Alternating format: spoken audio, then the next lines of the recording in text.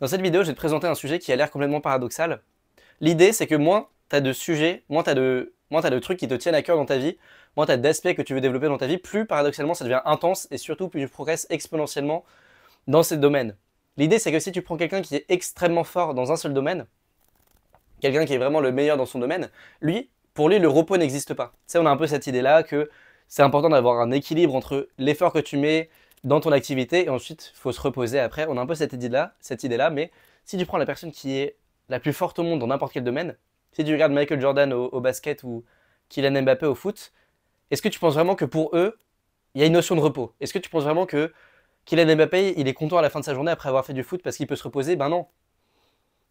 Ben non, pour lui, c'est tellement sa vie, c'est tellement intégralement euh, partie de lui que le foot, bah, ça devient le repos, ça orchestre toute la vie. Et donc, ce que je veux dire, c'est qu'on a l'impression que c'est un super signe de richesse d'avoir une vie qui est développée dans plusieurs domaines.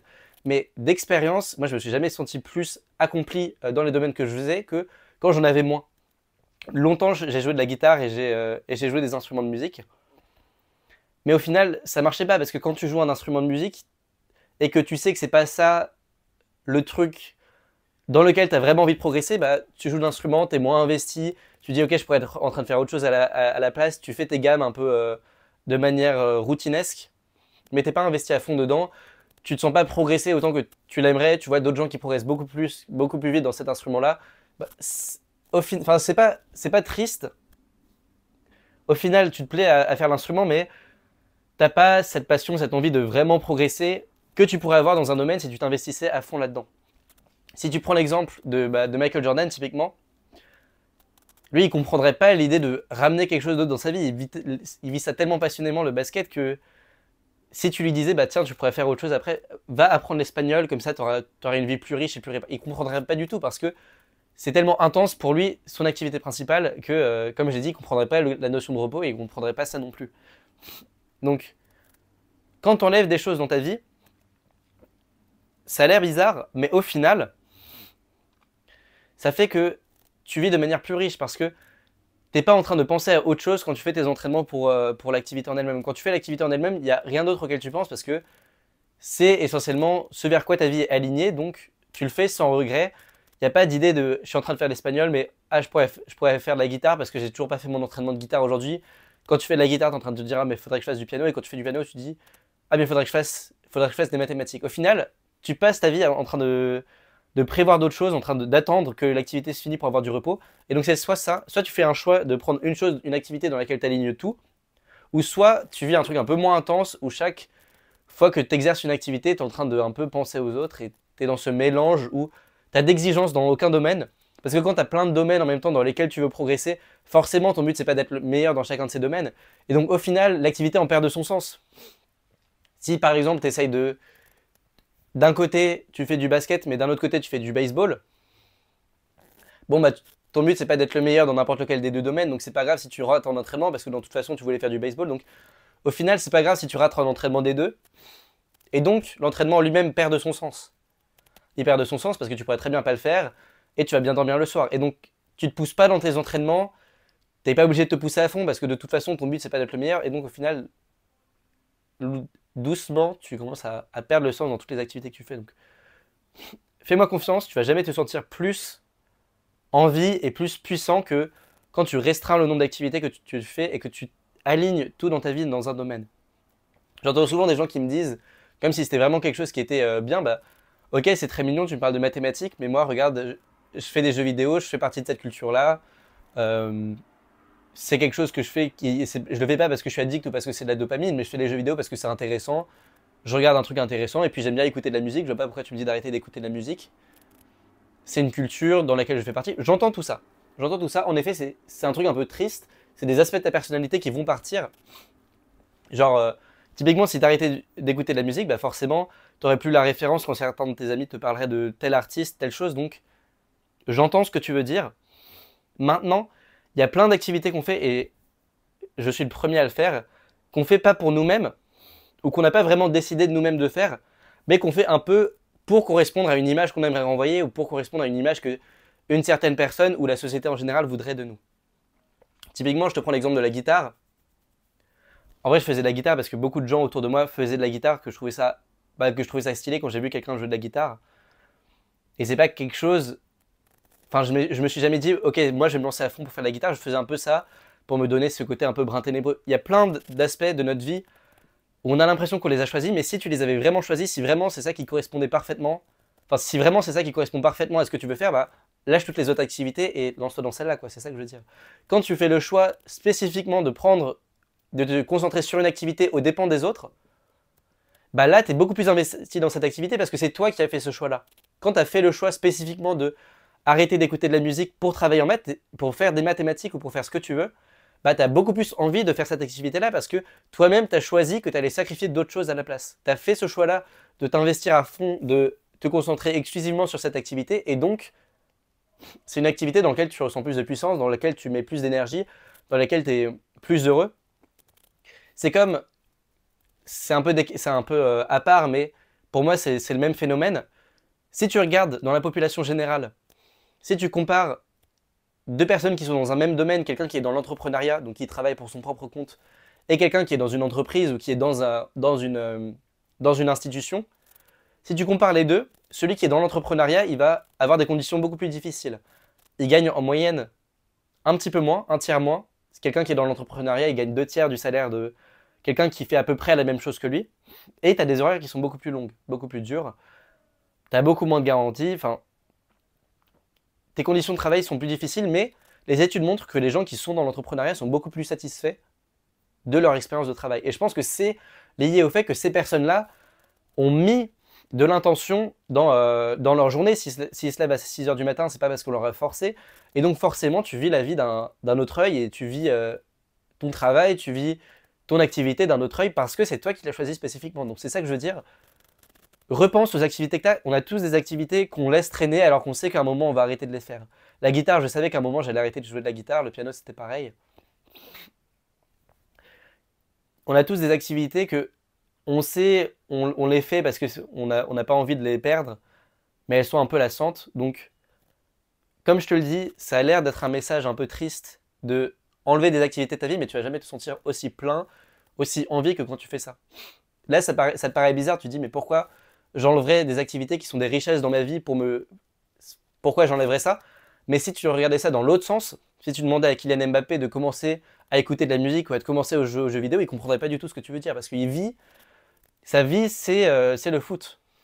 Sa vie c'est le foot et il comprendrait pas la notion de ah mais pourquoi tu t'amuses pas et tu joues aux jeux vidéo pour te reposer maintenant que que t'as bien travaillé cette année. Il comprendrait pas ce concept-là parce que lui, le plaisir vient du foot. Et de manière générale,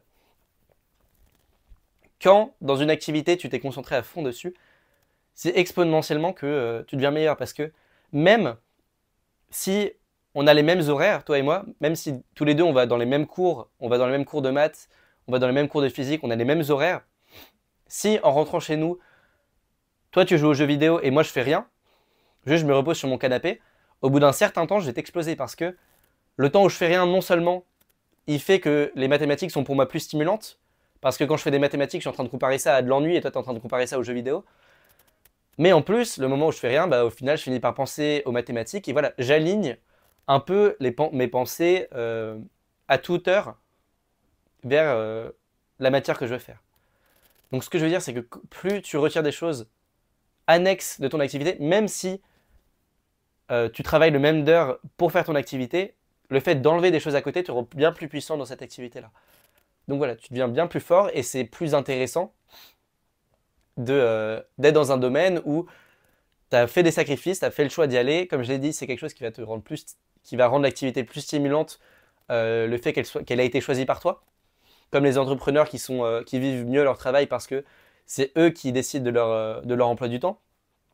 Même s'ils ont plus d'heures et qu'ils sont moins payés, ils sont plus satisfaits de leur travail. Si toi, tu prends la décision de choisir des activités qui te plaisent et de t'investir là-dedans, non seulement ça sera plus amusant pour toi, ça sera plus vivant quand tu feras ces activités-là, mais tu seras beaucoup plus performant parce que tu seras plus heureux en faisant ces activités-là, et en plus tu seras bien, tu auras plus de temps pour le faire, donc tu seras bien plus fort, et c'est beaucoup plus marrant de faire une activité quand on est à fond.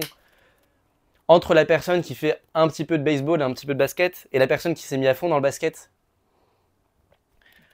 c'est beaucoup plus drôle d'être à fond dans le basket. Tu commences à rencontrer des gens qui eux aussi ont fait des sacrifices pour être à fond dans le basket. Tu commences à avoir un coach qui travaille avec toi pour te pousser au maximum de tes performances. Tu commences à avoir des gens qui comptent sur toi, donc tu te mets à fond dans cette activité-là. Enfin, c'est beaucoup plus marrant d'avoir ça que mollement d'être, oui, je suis un bon joueur de basket et je suis un bon joueur de baseball. Et je vais te donner un dernier exemple qui vraiment va te faire comprendre, enfin, que je trouve vraiment révélateur vis-à-vis de ça. C'est si tu regardes un joueur qui s'appelle Michael Jordan qui faisait du basket, il s'avère que à un moment il avait 27 ans, donc tu es à peu près au maximum de tes capacités physiques. Là, il s'est lancé sur le baseball, donc personne n'a compris. Il était super fort au basketball, il s'est mis au baseball, personne n'a compris, tout le monde a dit ok, c'est super bizarre qu'il fasse ça, mais il va être complètement nul. Tu vois, c'est normal. Toi et moi, si on commence un nouveau sport à 27 ans, il avait fait très peu de baseball avant, on va être complètement nul. Et pourtant, il s'avère que au baseball, il avait un niveau vraiment plus que correct, quoi. Il était pro et il aurait pu devenir un. Enfin, beaucoup de gens disaient que s'il avait continué dans le baseball, parce qu'il est revenu vers le basket, s'il avait continué dans le baseball, il serait devenu un excellent joueur. Et donc, c'est ça cette idée qui va plus loin, c'est que, de manière générale, si on voulait à la fois être fort en basket et en baseball, la stratégie, ça serait pas de faire les deux en même temps, mais ça serait d'aller à fond dans un domaine. Parce que quand tu vas à fond dans un domaine, t'explores les blocages mentaux que tu as, t'ouvres des portes mentales, enfin, tu fais un vrai travail mental qui fait que tu es extrêmement bon dans ce domaine. Et tu vois, pour Michael Jordan, une fois qu'il avait fait ce travail-là en basket, c'était facile de transférer toute la puissance mentale qu'il avait dans le baseball. Ok, il faut que je fasse tel entraînement, il faut que je travaille sur telle chose.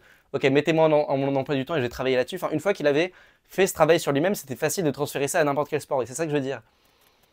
C'est que quand tu as une vision tunnel sur un domaine, l'expérience que tu en as est bien plus riche qu'un autre domaine où tu vas mollement, où tu vas, ok, j'y vais pour voir ce qui se passe. Quand vraiment tu mets l'intention d'aller à fond dans ce domaine-là, tu débloques des choses qui sont bien plus riches. Exactement comme Michael Jordan a débloqué des choses quand il travaillait sur son basket qui lui ont permis d'être fort en baseball, alors que toi et moi, même si on faisait du baseball toute notre vie et que on n'était pas aussi investi que Michael Jordan l'avait été en basketball, on n'aurait sûrement pas brisé ces portes mentales-là et on ne serait pas allé aussi loin dans l'effort que Michael Jordan l'a fait. Voilà, c'est ça que je veux dire, c'est que au haut niveau, c'est des toutes petites améliorations qui font un énorme changement dans ta puissance, dans ta progression. Et donc, retirer des activités va vraiment te faire kiffer ton activité principale. Donc, cette vidéo était un peu confuse, mais l'idée est que tu n'as pas besoin d'être quelqu'un qui est parfaitement lisse, qui est parfaitement cultivé dans tous les domaines. Prends la force d'affirmer les choses que tu veux et prends la force surtout de retirer ce que tu ne veux pas. Parce que c'est comme ça que tu t'affirmes et on a un peu cette idée-là, surtout quand on est au lycée. Au lycée, tout le monde se ressemble, tout le monde est très homogène, il y a un énorme brassage. Et tout le monde connaît à peu près les mêmes choses et est à peu près cultivé ou est à peu près non cultivé dans les mêmes choses. Il y a cette sorte de culture commune au lycée. Et c'est un truc que tu n'as pas envie de perdre parce que tu aimes bien être dans la norme, machin, machin. Mais, enfin, moi, je te dis, quand j'ai arrêté de jouer de la guitare, c'était bizarre. Enfin, il y avait plein de gens avec qui je jouais de la guitare qui ne comprenaient pas pourquoi j'ai arrêté de faire ça. Mais c'est en faisant ce genre d'affirmation, en choisissant la direction que tu prends dans la vie, que tu as plus de fierté dans les activités que tu fais parce que tu les as vraiment choisies, tu as fait un choix qui n'était pas dans la norme. Donc, je t'encourage à réfléchir un peu à tout ça. Et comme je l'ai dit, on part souvent du principe que notre vie est plus riche lorsqu'on a plein de choses qui se passent en même temps, mais pourtant, on idéalise les gens qui ont tout sacrifié pour un seul domaine. On idéalise les gens qui sont les meilleurs. Bah, typiquement aux Jeux Olympiques, on idéalise les gens qui ont la médaille d'or, mais les gens qui ont la médaille d'or, ils ont pas du tout eu des trucs sur le côté. Ils avaient une vision tunnel extrême sur leur sport et c'est ça que je veux dire.